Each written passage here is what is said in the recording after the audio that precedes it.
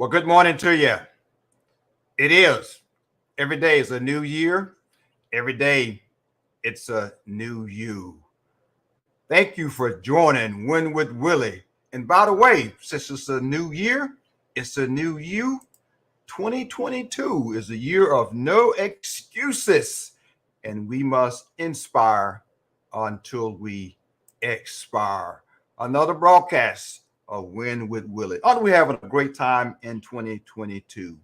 What we do not see, what most of us never suspect of existing, is the silent but irresistible power which come to those who fight on in the face of discouragement. And that's by Napoleon Hill. And we all have that silent, irresistible power to fight on in the face of discouragement and opposition. When with Willie Leadership Talk Show is all about encouraging us to fight on, to lead on, to serve on, to grow on, reaching our fullest God-given potential and becoming the best version of ourselves. The best gift you can give your family, your community, and your organization is the best version of yourself. And how do we become the best version of ourselves? I'm so grateful that you asked. We must first learn to lead ourselves. You and I cannot give what we do not have.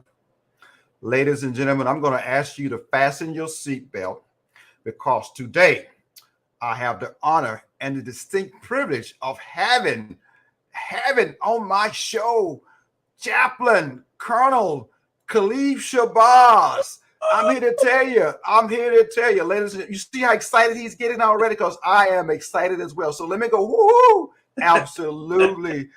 Colonel Shabazz, say good morning to my audience before I read your bio. Good morning. Always a great day to be among the people. I love the people. Amen. Absolutely. I am getting ready to read Colonel Shabazz's bio, and let me tell you, that's glory. But today, after I finish his bio, he's going to share his story. And I'm thinking and I'm believing and I'm claiming that you're going to be impressed, not just from the glory perspective, but you're going to be impressed from the story perspective. That's what's important. And by the way, guess what?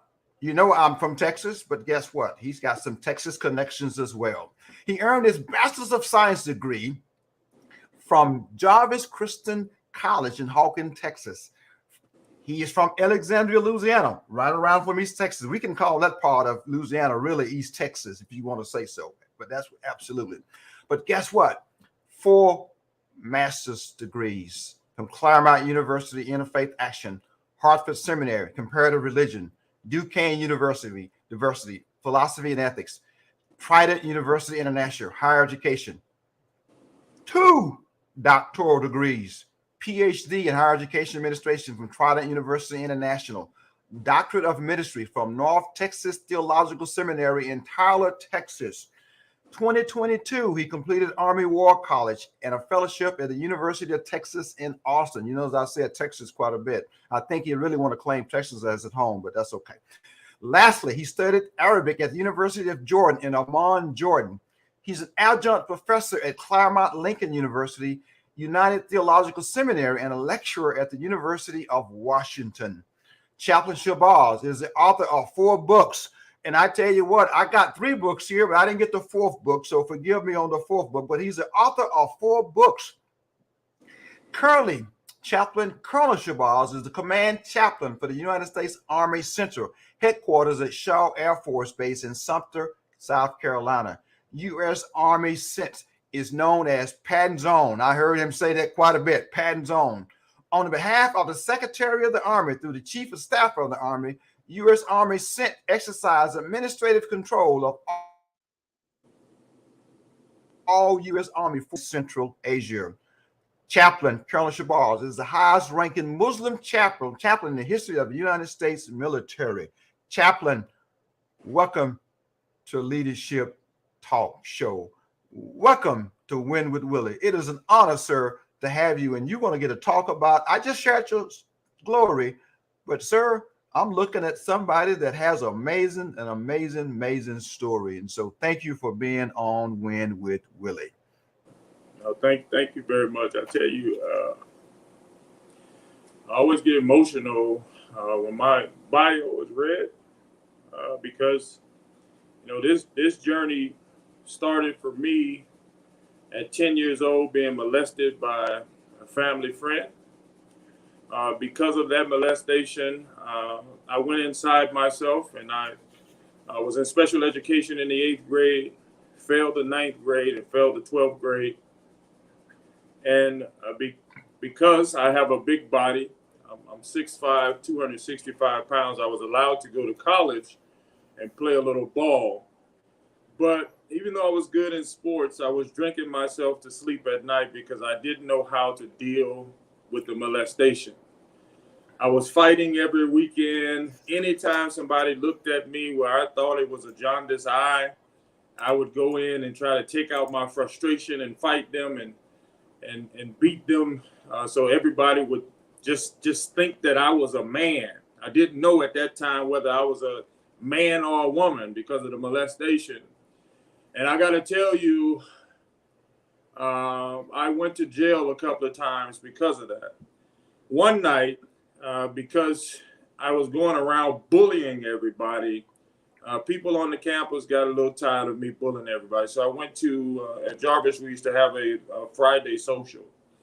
And I went into the social, and I was in there no more than a couple of minutes, and a guy jumped, 6 guys jumped me. They beat me with a shovel and shot me in the back, where I was airlifted out to Tyler Medical Center, where I almost lost my life. You would think after a significant event like that, a person would wise up and, turn their life around. Well, because I was in a dysfunctional environment and you're dealing with a lot of dysfunctional people with dysfunctional mindsets, 6 months later, I saw the young man at the same social. And so my so-called friends, who you would think at this point would say, hey, man, go the other way. You don't need that trouble. Well, brother professor, one gave me a 45 and the other one gave me a sawed-off shotgun. And I was to be a man in their eyes and eliminate this kid. Well, there's always voices in the wilderness. It was one guy, his name was Ace, and he said something to me which is a trigger for me. He said, man, don't do that. Your mother is going to be disappointed in you. So because of that guy saying that, I didn't kill this kid. I fought him and beat him pretty bad, but I ended up going to jail that night. I went to jail that night, and a week or so, or 2 weeks later, I was to have a court case, and went in from the judge, and she was calling me all kind of names. At the time, I didn't know what they meant, but she was calling me feces and excrement and thug. All right, and she said, do you have anything to say for yourself? I said, yes, ma'am. This kid shot me 6 months ago, and I was afraid for my life. Fortunately, she called the counselors up, and she asked the counselors, and fortunately for me, they told the truth because they didn't tell her that prior. So she let me go that day. So I went to Louisiana, and I worked at Kmart as a cashier / janitor. Then I came, probably my fiance at the time was pregnant, girlfriend. She later became my fiance. She was pregnant, so I decided to come to the United States Army. Well, I still hadn't dealt with the trauma of molestation. I still hadn't dealt with that. So I came in the Army, and I tell you, same things happened. Getting drunk, fighting, 2 Article 15s, chapter paperwork in hand. I was exiting the door, and Sergeant Major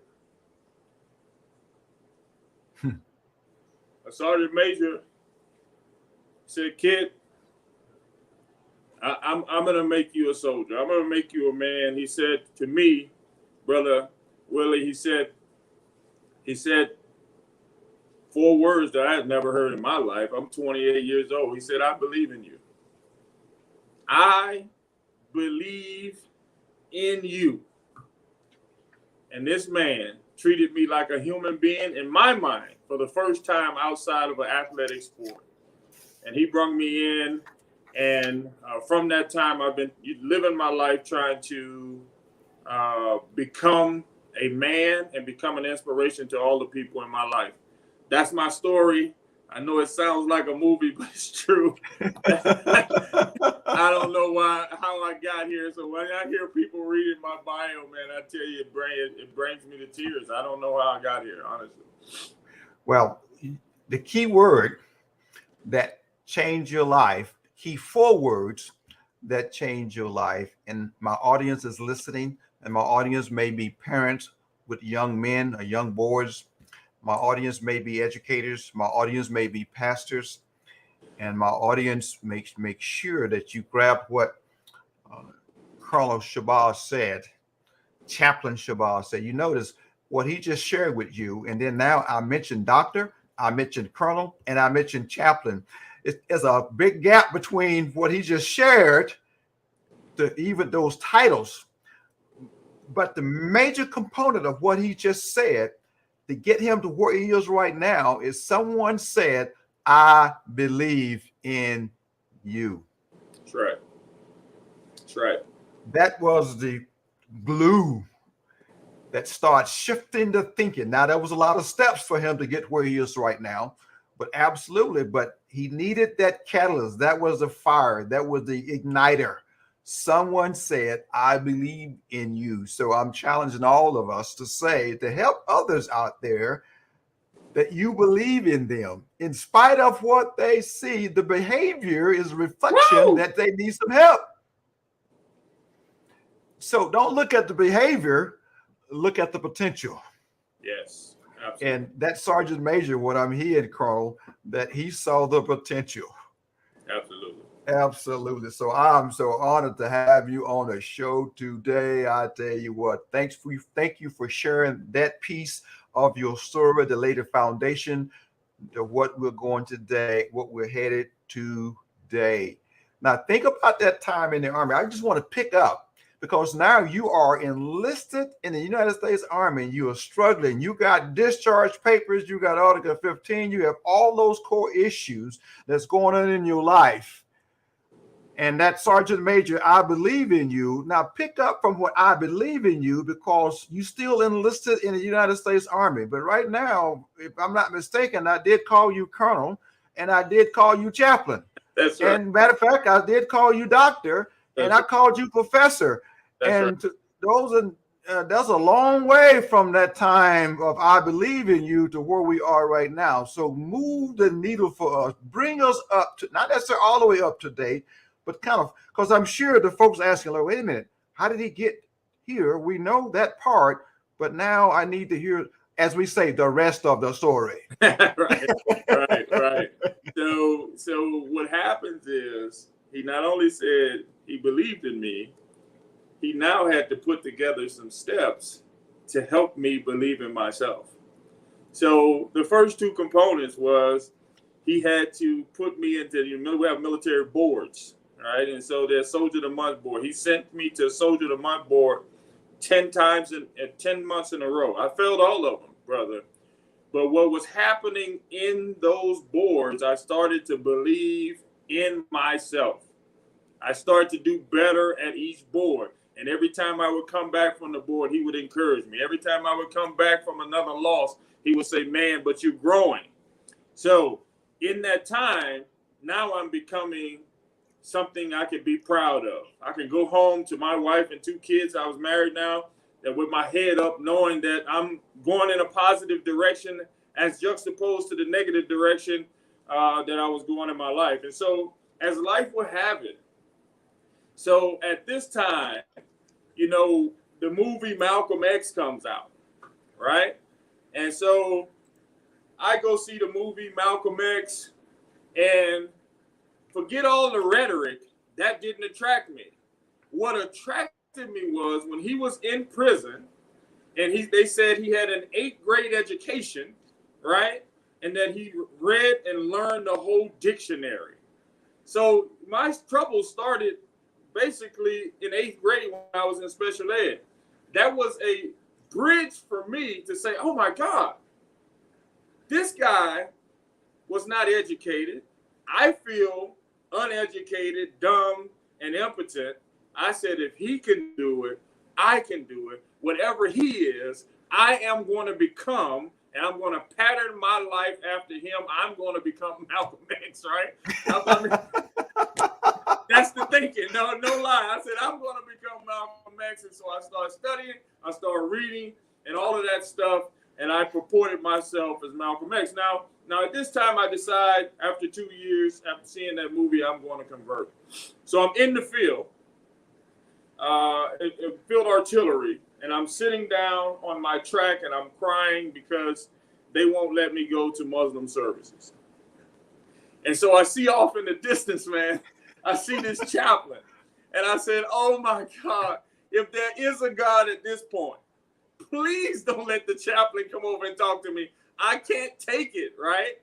And so, as God would have it, because God is God and we are we, he knows what we don't know. The chaplain comes over and literally ministers to me for an hour.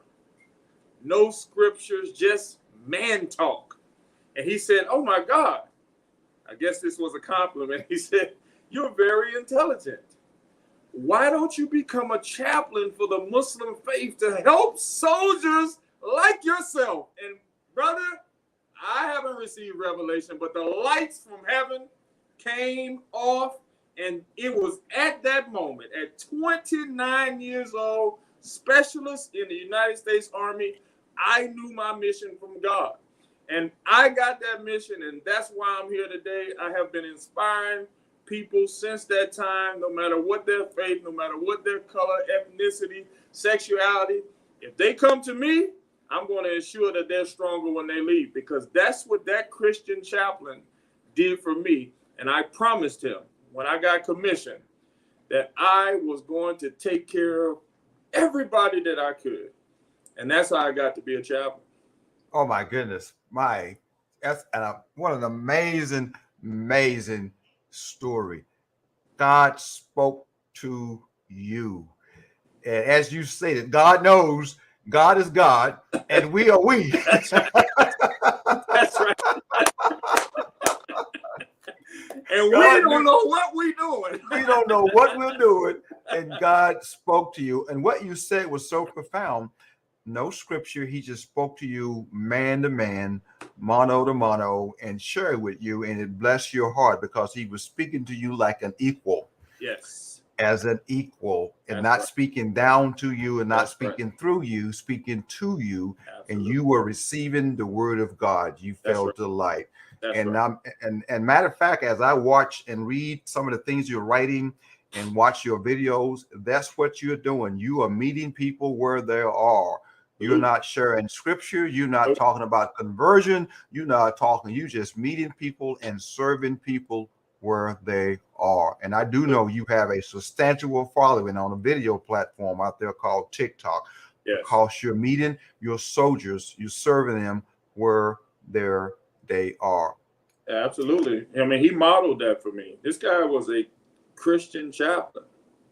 He modeled that. He came over to me and asked me to be a Muslim chaplain to take care of soldiers like myself.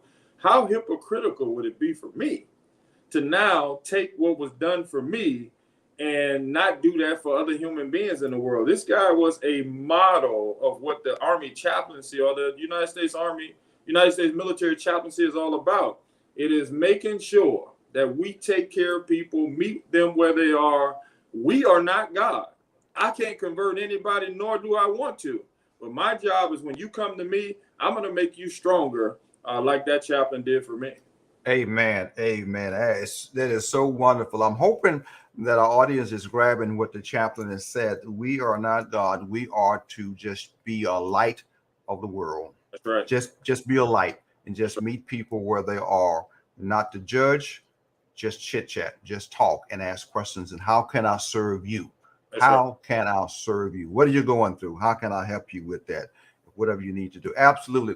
Now let's talk about a couple of things. And we'll get into some other stuff. We're going to get into some fun stuff at the end, but this is great stuff. And these are great. What you're talking about, Chaplain, you just basically giving us leadership 101. That's right. It's easy. It really is. Just meet people. And you don't have to be a content specialist to impact people's lives. You just meet people where they are. How can I serve you? And Absolutely. guess what they do? That's now, with that mentorship, with that time, that sergeant major, and I guess the track of you getting from enlisted to commission. Obviously, you have to apply for a chaplaincy school or officers training school or officers candidate school. I'm not sure the track. And then once you became an officer, do you take a chaplaincy track to go to OCS, or you take a regular commission track to go to OCS? How does that work? You take a chaplaincy track. So you fill out all of the forms. First, you have to have a 110 GT score. So at my beginning, I had a 92. So that's another hurdle. I failed the test 4 times, but now I realize I'm on a mission from God and I can't fail. So on the 4th time, I passed the test. So once you get the 110 GT score, you apply for the chaplaincy. And then once you're accepted by the chaplaincy, you have 5 to 6 years to go to what we call a seminary, whatever your religious affiliation is. But in between that time of finishing your seminary degree, you go down here to Fort Jackson. And they have the U.S. Army Chaplain School there, and you train there for 82 days on how to be a chaplain and being integrated in the United States Army. Well, I had already been in the Army for 4 years, so that was easy. Now I just needed to learn how to be a chaplain, and that's hard. When I say it's hard, because I was like, man, I'm not going to fit in there. I'm not a holy guy. I'm not going around telling people scriptures. I'm just an old animated, ambitious, excitable type person. And so I had to learn how to be more chaplain-y for at least to get through the school. And then once I got through the school, I became my same self.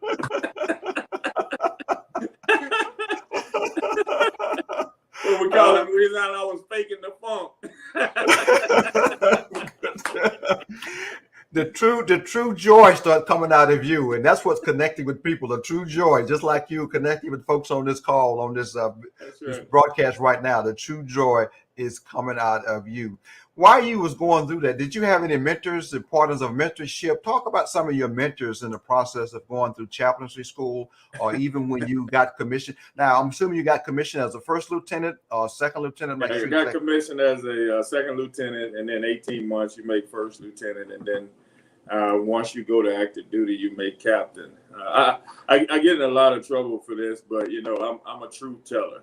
People have for quite some time fed me with a long handled spoon. So when you talk about mentorship, when I think about mentorship, like I'm a mentor to people, and if somebody would say, "Is that your mentee?" I say, "Well, absolutely. I'm walking him through these things and teaching him that." Well, I don't want to, what we call in Louisiana, I don't want to pour mouth. I don't want to cry wolf, but I haven't been fortunate enough, brother, to have somebody to say specifically, that's my mentee.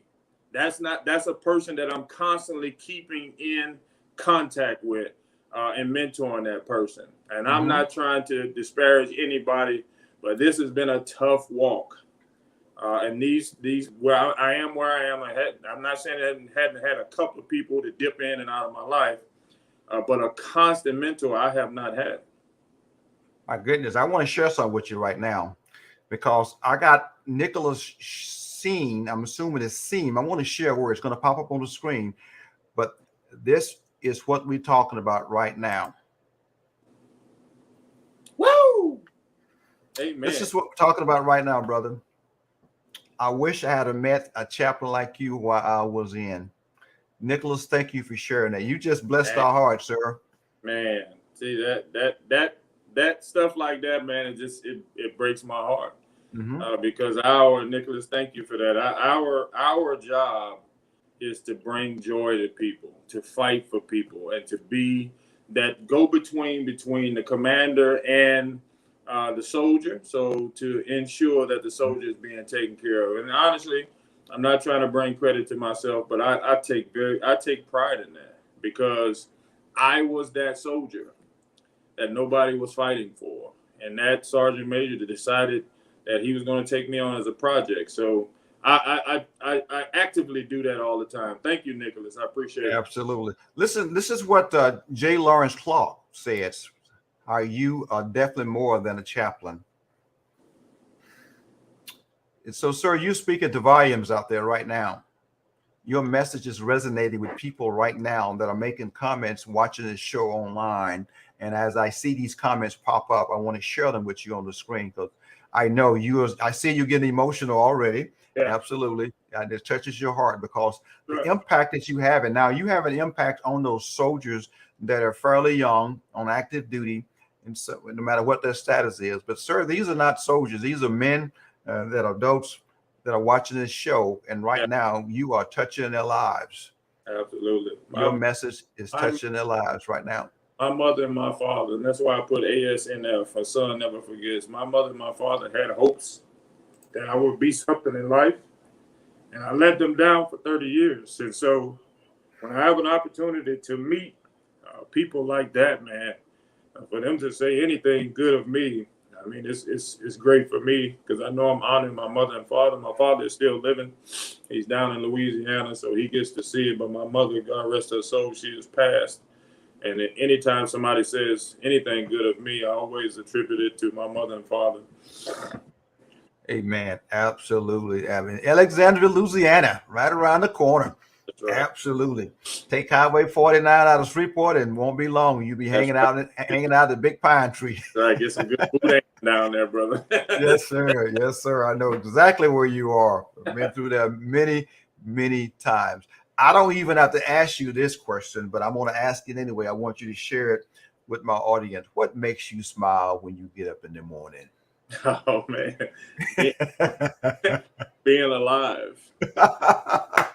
Honestly, I mean, I had tasted death, brother. I mean, laying down on that cold ground in Texas, and a bullet in my back, and a guy wielding a shovel at me, and me being transported out to Tyler, Texas. You know, God gives you a second opportunity, and I didn't get it immediately. I got it at 30, but when I think back.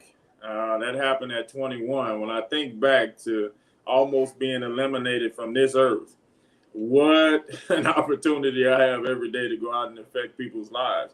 And not only that time, where I almost lost my life, I was so disparaged. You know, I contemplated suicide. And so when that sergeant major came, what I didn't explain, I was an hour away. I had a plan. I was a horrible father. I was a drunk. I was a womanizer. I mean, I thought my family that would be better without me. So that's what gives me joy, man. Still being here, 53 years old, being able to touch people's lives. I mean, I love it. It gives me energy. You are describing the characteristics of the leader. Not only are you describing it, but you're living it. One of the greatest things about being a leader is that being authentic. Being authentic and being real. And this is what Nicholas said. I want to share this again. Nicholas, thank you, Nicholas, because Nicholas is he is chiming in, and this is what Nicholas is saying. What is the most surprising thing that you have learned in life since becoming a chaplain? Nicholas, thank you for the questions, and we'll let Chaplain Shabazz answer that question. What is the most surprising things that you have learned in life since becoming a chaplain? There are two things, right?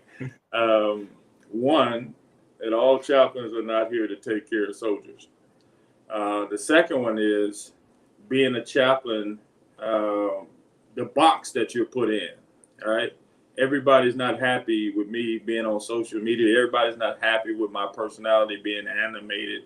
You know, after prayers, where you got general officers, after prayers, you know, most people say amen. I say, whoa! You know, people are looking like, what is this clown doing, right? But but for me, the joy to be in front of these important people, God has placed me here, man, in front of these important people, and I get to do and invoke his name before. I mean, it excites me so much. So the second part of that, the chaplain is in a box. There's certain things that he shouldn't be doing based on tradition. There's certain things he shouldn't be saying based on tradition.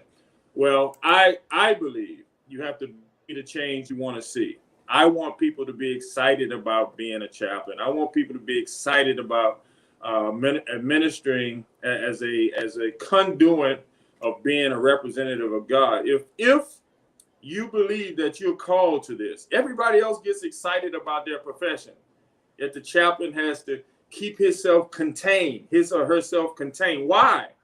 I should be just as excited about what I'm doing, and you shouldn't place limitations on me. I mean, I don't even know where it comes from, but I don't fit that mold. So that's been very surprising to me. Because even though I have a lot of followers on all these sites, I mean, it's a constant, oh my God, he's not humble. He's arrogant. He's conceited. And I have an intractable relationship with that word humility. You know, when I think about humility, I think about all of these resources God has given me, right? If I want to be arrogant, I can just come on shows like this, where I probably wouldn't even be invited on, and I can just pump my chest about all those accomplishments. That's arrogance. Humility is taking all of those resources that God has given me and being on these sites trying to give them away, trying to give my knowledge away. I have put 82 people through officer school, 82 enlisted people, right? I have made, by the grace of God, 8 PhDs. Didn't charge anybody any money. That's on my own personal time. That's not my job. That's just who I am as a person, and I want to see people succeed. So being in a box for me is a problem. You are describing and you're living all these leadership characteristics: humility, service to others, give of yourself, your times, your talents, and your gifts. God has blessed you tremendously with a substantial amount of gifts, and your gift to God is to develop those gifts and serve mankind with those gifts. They're not for you for self-service. Leadership, everyone deserves to be led well. Everyone deserves to have a real model. And that's your word, sir. I heard you say it. Right. I heard you say it. So don't contribute it to me, but I love it, and I'm going to use it significantly and move. And ladies and gentlemen, Colonel Dr. Chaplain is a real model because he's a real leader, because he's being authentic. He's being real. He's being effective. He's impacting people's lives. He's serving people. And leadership is about service to others. And that's what he's doing, reading people where they are. The question I want to ask you is that, can you describe a time where you was kind of afraid or scared during your leadership or your career journey? Some of the challenges that you may have. Oh man, I tell you, I am constantly aware of who I am and the perceptions that one may have of me. And so after I finished the chaplain school, I finished seminary, you know, I am bouncing all over the place. Can't wait to get to my first duty station, walk into my first duty station. I'm like, hello, sir, I'm Chaplain Shabazz. Reach out to shake his hand, and he won't shake my hand. He said, I'm sure you're a nice guy, but we have some problems with your religion and how you guys treat women. Have a nice day. So he didn't talk to me for 9 months, right? But I didn't, even though I went to my car and cried because I'm a bit of a baby, I said to myself, God, you put me on this mission. I'm going to go out and take care of soldiers. I'm going to go out and lift weights with soldiers, play basketball. So I'm going to take care of those soldiers. So I went out, took care of soldiers, and to this man's credit, after 9 months, he came in front of the whole battalion and said, I have treated one of my officers wrong. He's a good officer, and he gave me a coin. And by God's grace, when we used to have hail and farewells and stuff, he started letting me pray for the battalion, right? And so this is a constant for me. I don't share it often, but this is a constant for me. Second is, I mean, another incident, you know, there's some high-ranking person, he would shake everybody's hand in the room but mine. And he would look at me, and I would look at him. I would smirk at him and say, have a great day, sir. So after about 4 months, they had a memorial service at the place where I was at. And I did the memorial service, right? I did the memorial service because, you know, I'm an old preacher. I was Lutheran, so I have the ability to be able to do both. And after that, he came and hugged me. You know, this is God, man. And he said, Chaplain, glad you're on our team. Wow. I mean, you're talking about phenomenal transformation. This is why I came up with the saying, not my saying, but it's Gandhi's saying, be the change that you want to see. So every place I go, these are not isolated incidents. Every place I go, I have to deal with that. It's a burning period, 4 months, 5 months, 6 months. I just understand who I am. I let who I am lead, and those people eventually become to love me and appreciate me, and they know that I'm there for them because they know I'm authentic. It's amazing. That's what you said. They know you're authentic, and you let God do the transformation, not you do the transformation. You be the loving peace. You be the catalyst. You be the change that you want to see. That's right. And it didn't offend you. You just moved on and let God do the transformation. Yeah, absolutely. That's right. And guess what? They came back and they did what? They embraced me. They embraced you because God convicted their heart. And that's right. what we have to be. Absolutely. You got to make sure that we're not the one doing the conviction. It's God doing the conviction. Yeah, absolutely. I was in the gym the other day. I gotta be careful. People might know where I'm at, but 7 months. I speak to this guy every day. He's like, just growl at me, right? And so at the end of the 7th month, which was about 3 months ago, he was getting ready to retire, and he said, Chaplain, I want you to forgive me. You know, no matter what I do to you, you always give me a smile and you always wave to me. He said, I'm sorry from the bottom of my heart. He hugged me, and I've never seen him again. I mean, I know he worked at the place I was working, but I've never seen him again. I mean, so that's my journey. I understand my mission. Absolutely. Absolutely. You know who you are in God. That's right. That's what's important. You're not trying to impress anyone. You're trying to do what God has called you to do. In the midst of all that, you are traveling all over. I mean, you was in Saudi Arabia, you Qatar. Right. I mean, you are everywhere. And how do you balance your time in the Army with working out at the gym and all the different travel that you do? Because you are all over, Colonel. I mean, literally, sir, you are. I mean, I'm sure you was traveling last week. Yes, I was. Amazing. One of the privates down at Fort Lee asked me the same question. I told him, hey, my wife don't like me and my kids don't know me. No, I have a very wonderful wife. We've been married for 30 years. My kids adore me. But, I think my youngest daughter said one day, I've never seen you in school. How do you get all of those, degrees? Well, I understand as the head of family that I had to take that pain away from them. So that's why I'm up at 3:30 in the morning in the gym. I get me a workout in, and I come in and I write any papers where I have, or in the schools that I'm a professor at, I grade in their papers. So by the time my family sees me, I'm done. Or I do all that stuff at lunchtime, so I won't take away from them. I'm at all their baseball games and all that kind of stuff. So they never felt that. They just had Dad around because I knew I had to do that for them. I couldn't be selfish and get all of those resources and exclude them. Let me ask you a question.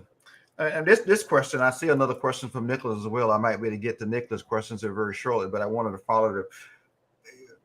It won't be long. You're going to be making a transition. I'm sure you spent some time with some retirees and veterans organizations out there. Because of who you are, I'm sure you get a lot of requests to speak and talk. You should do.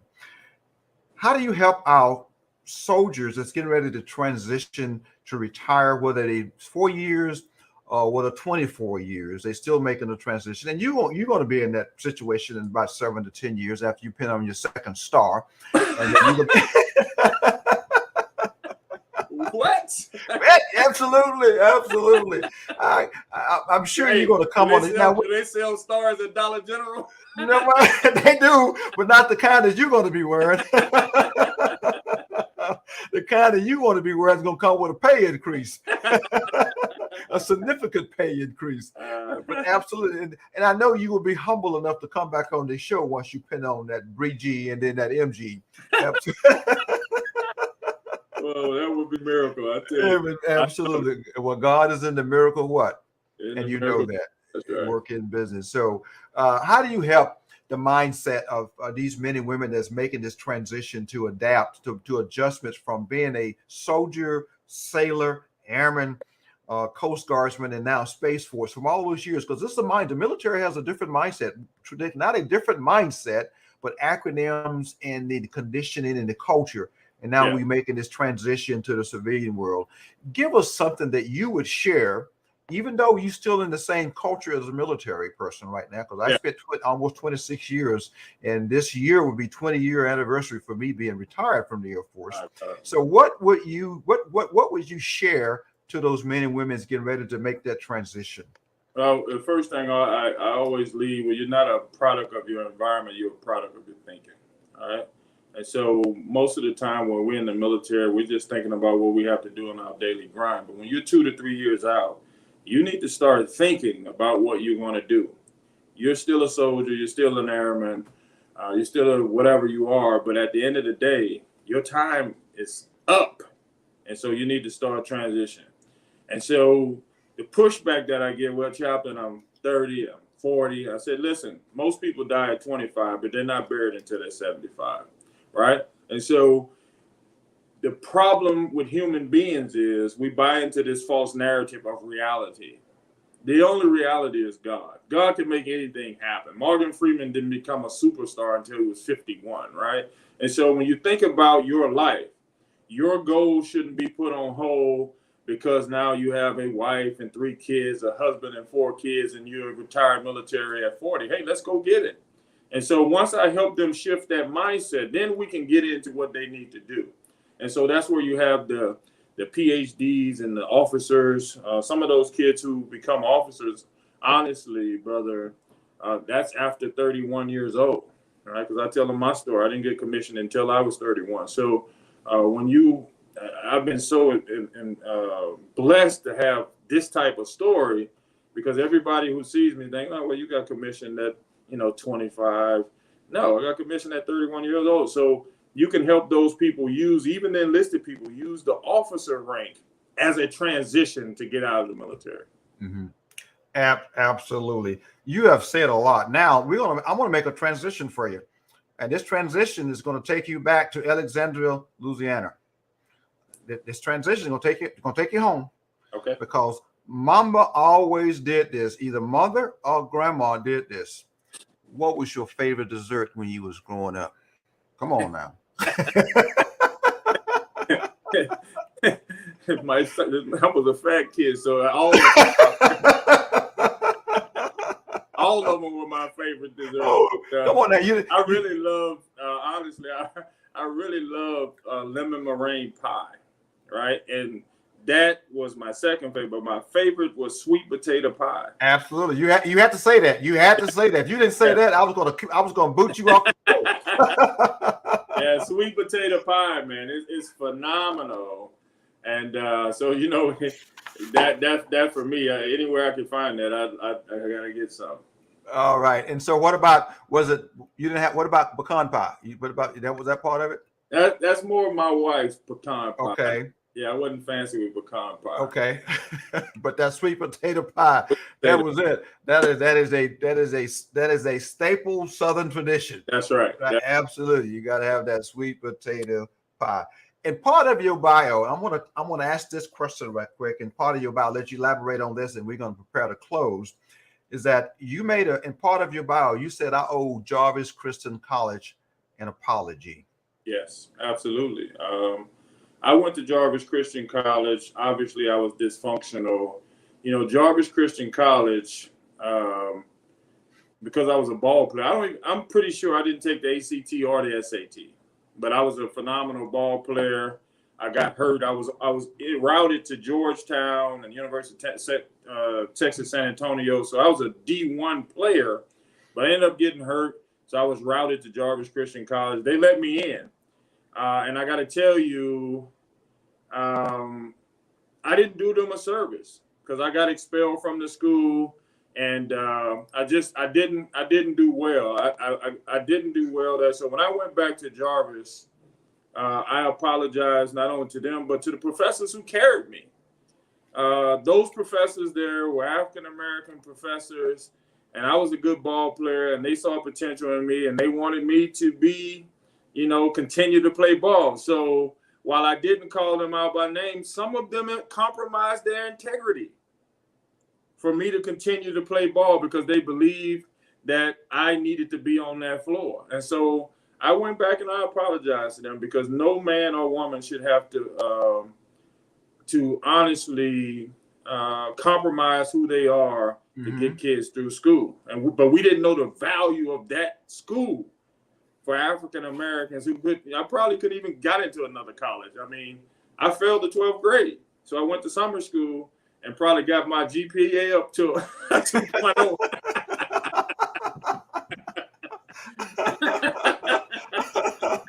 Oh my goodness. Oh man, you are amazing. I'm gonna bring Nicholas' last questions on the screen, because as an honor to my men and women that are out there watching, I want to make sure that I recognize them, because they are taking time out of their schedule today to watch this show, and I do not want to minimize what they're doing and adding value to the show and asking questions. But Nicholas asked this question right here. He's loving this discussion. He really is. So Nicholas, thank you for loving, and thank you for watching. And I love seeing the level of enthusiasm and determination. And many senior leaders in brass forget that they are in a position to serve. And you said that, we talked about that. You are there to serve. And this question is to you, primarily for you, Chaplain Shabazz. What is your perspective of having a chaplain's assistant with a different faith following the same chaplain they are attached to? I'm hoping I'm reading that right. A chaplain assistant with a different faith following than the chaplain that they're attached to. So in other words, you got a chaplain assistant of a different faith than a chaplain that they're working with. Yeah, that has been a mainstay for me. I mean, there are not any Muslim chaplain assistants. I think the chaplain has to be mature, all right? I don't think a lot of people deal with that, but the chaplain has to be mature enough to realize that just because they're your supervisor, that doesn't mean that they're your faith leader. I'm going to say that again because that's important. Just because say it again. Supervisor doesn't mean that they're your faith leader, all right? And so they have to understand, and they have to have emotional intelligence to realize, hey, that this young man or woman is setting up your service, but it doesn't mean that they believe like you believe.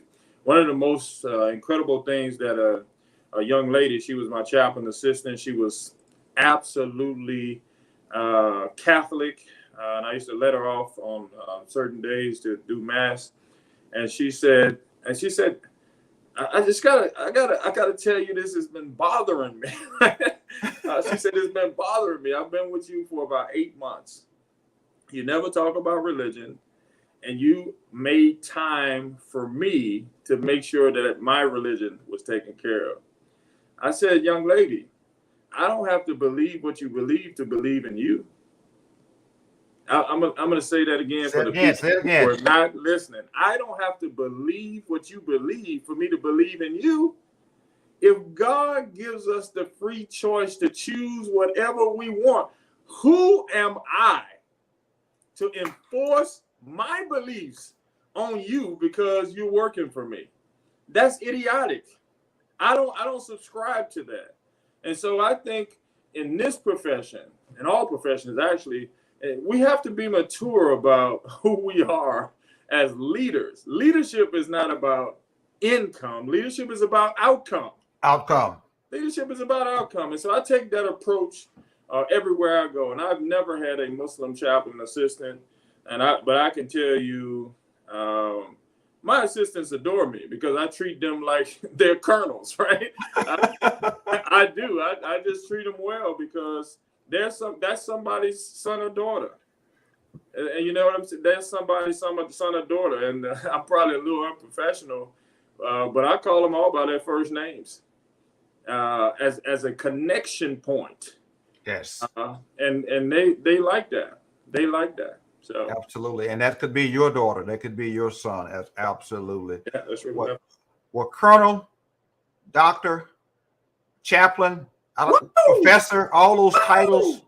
Remember, we all know that as the glory, but you give honor to God for the story and for the challenges and for the mentors in your life. And sir, I really appreciate you being on this show today. You have been absolutely amazing. Thank you for inspiring us. And Paul just said thanks. Paul got the main word up there. Just says thanks. Hey, Paul, listen, I'll send you my account number. Drop your 10% in there, brother. Absolutely. Amazing. Oh, man. It's been absolutely phenomenal, Chaplain. I really appreciate you being authentic.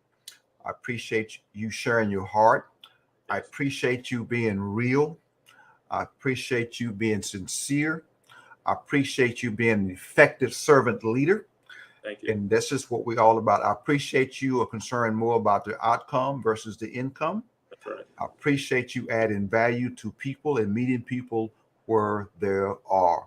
And that's what this show is all about, ladies and gentlemen. Win with Willie Leadership Talk Show is all about helping us to lead on, to serve on, to fight on, to reach our fullest God-given potential. And we need people like Colonel Shabazz, Chaplain Shabazz, Dr. Shabazz, that's pouring into us to helping us reach our God-given potential. Remember, God said, I believe in you.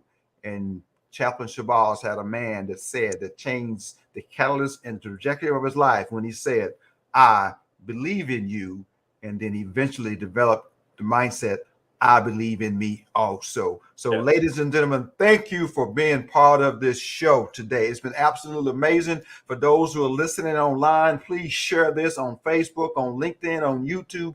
Go to my YouTube channel and subscribe. Just go to Jeff Willie and find my YouTube channel. I want you to be here next Wednesday at the same time, same place, and share with others, because our focus is to help you become the best version of yourself. So tune in next week. God bless you. May God keep you. Remember, 2022, the year of no excuses. We must inspire until we expire.